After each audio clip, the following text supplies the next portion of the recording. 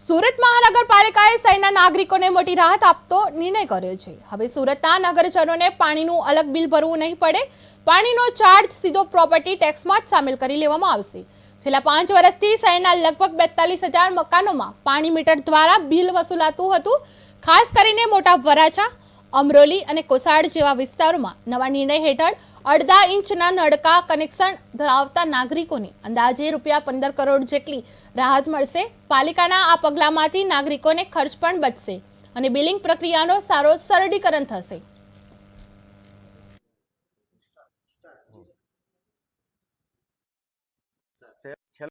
સમયથી સુરતના શહેરીજનોને પાણીના બિલના મુદ્દે ઘણી અસમંજસ હતી, કેમ કે અમુક શહેરમાં અમુક વિસ્તારમાં પાણીના બિલ આપણે મીટરથી આપતા હતા। એનું કારણ એક હતું કે સુરત મહાનગરપાલિકા 24 કલાક પાણી આપવા માટે કટિબદ્ધ છે અને તેના માટે અમે આ પાણીની ગણતરી પણ કરી શકીએ, તેના માટે મેં બિલ ઇસ્યુ કરવાનું ચાલુ કરેલું હતું, પણ ટેકનિકલ ઇસ્યુને કારણે અમે આ બિલ જનરેટ કરી શકવામાં થોડું મોડું થતું હતું અને ઘણા ઇસ્યુ ઊભા થયેલા હતા, જેને કારણે આ ફરિયાદો અમારા પ્રદેશ અધ્યક્ષ શ્રી CR પાટીલ સાહેબ સુધી પણ પહોંચેલી હતી અને તાજેતરમાં જ સુરત આવેલા માનનીય મુખ્યમંત્રી શ્રી ભૂપેન્દ્રભાઈ પટેલને પણ અમારા કોર્પોરેટરોએ આ અંગેની ફરિયાદો કરેલી હતી, જેના માટે લગભગ 1.5 મહિના પહેલાં આદરણીય પ્રદેશ અધ્યક્ષ શ્રી CR પાટીલ સાહેબે મને અને મેયરશ્રીને એક સૂચના આપી હતી કે પાણીના બિલ મુદ્દે અલગ અલગ મત પ્રવર્તી રહ્યા છે અને શહેરમાં એક જગ્યાએ તમે પાણીના મીટરથી બિલ આપો છો અને બીજી જગ્યાએ મીટર વગર બિલ આપીએ છીએ આપણે,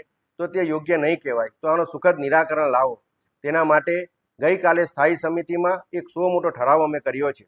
હવેથી પહેલાંની જેમ જ એરિયા બેઝ આકારણી પ્રમાણે વોટર ચાર્જ વસૂલવામાં આવશે અને 1.5 ઇંચ સુધીના કોઈ પણ કનેક્શનને હવેથી પાણી બિલ ઇસ્યુ કરવામાં નહીં આવે। અમે પાણીની ગણતરી કરી શકીએ અને તેના માટે ભવિષ્યમાં ડ્રેનેજનું નેટવર્ક, પમ્પિંગ સ્ટેશનો, સુએજ ટ્રીટમેન્ટ પ્લાન્ટ નિર્માણ કરી શકીએ। તેના